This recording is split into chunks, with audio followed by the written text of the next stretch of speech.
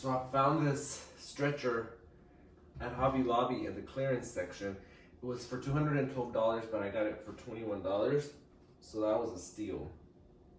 And I got this because I remembered I had this canvas that needed to be stretched. Now, I was working on this Guernica remake years ago, like what, maybe 10 years ago? And it's been underneath my bed for that long, so it's time to stretch it. So people always inquire about like paintings, and like once I give them prices, like they always change their mind. But supplies are very expensive. Like I said, had I not gotten this on sale, this would have been $212 alone. So this painting I can't sell for anything less than $200 because I'd be losing money. Okay, so I started to staple it. One staple on each side, then I have to like pull it and staple just so it's not loose. So this is what the crop version looks like. But this is still, I mean, once I get it completely straight, I have to come back and finish it because this is not finished. And the painting is now stretched. So now it's time to paint it. So I took out all the parts that I'm gonna redo. Everything else I'm just gonna add to.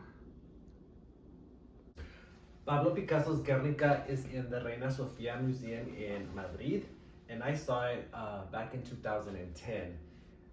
The bad part about it is that you couldn't take a picture in front of it, but I managed to sneak in a photograph in the room before you enter where the Guernica is.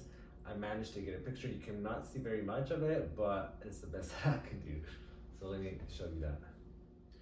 I feel like my progress on this one is very slow, but you can already see some notable changes, especially in the bottom part. So the original one is a lot bigger than this. Let me show you. The original Guernica was painted in 1937, and it's very big. It's actually 25.5 feet long, and it's 11.5 feet tall. So it's pretty large, it's very monumental. So this one, I'm actually just doing like the left side of it, which is the most dramatic. You know, both sides are pretty dramatic, but this one I'm more keen to just because the bull, the horse, I love horses and I love the smell of cows. So I found these oil-based markers. I'm gonna use these to do all the line work here. That way it's faster and easier. You know, work smarter, not harder. Is that cheating? Who knows? I like the marker, but I don't like that you can't go over the same area twice. But I think that's all I'm gonna do with the oil-based marker. Then I'm gonna go with oil paints. So I really like how it's looking. I think this is my first time painting a butthole, actually. Making some progress. I've forgotten how different it is painting with oils, so it's taking a minute to get the hang of it again. I plan to change the color of the duck or the bird just because I don't want it to like blend with the background. I want it to stand out. So I made lots of progress, which I'm happy about, but I need to let it dry because oil paint takes forever to dry. So when I'm painting, like I rest my hand and I get paint and then I smear it and smudge it. So I'm not used to that because it's been such a long time since I painted in oils, but I think I'm gonna give it at least 3 or 4 days for it to dry and then come back and add more and hopefully be finished with it. So the painting Guernica by Pablo Picasso was a direct response to the bombing of the town of Guernica in 1937 during the Spanish Civil War. It was actually a commission for the Paris World Fair. It was in the MoMA in New York City for a long time, up until 1981 was when it returned back to Spain. I am finished. I just gotta let this dry because oil paint takes a long time to dry. So it is mostly dry.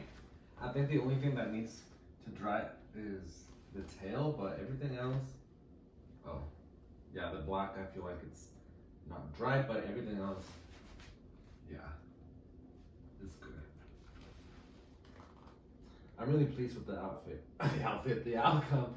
Let me move it to a place where there's less noise so you can see what it looks like. So here you can see the painting with no visual noise other than the light switch and that thermostat. So you get a better idea of what it looks like, appreciate it a little bit more clear. And with this painting, I was trying to reimagine Pablo Picasso's Guernica with vivid color, honoring its anguish while reminding us that war's pain and the voices of the innocent still echo today. For me, this is a tribute and a call to remember urgent reflection and hope for peace. And I'm obsessed. I love it so much. What do you think?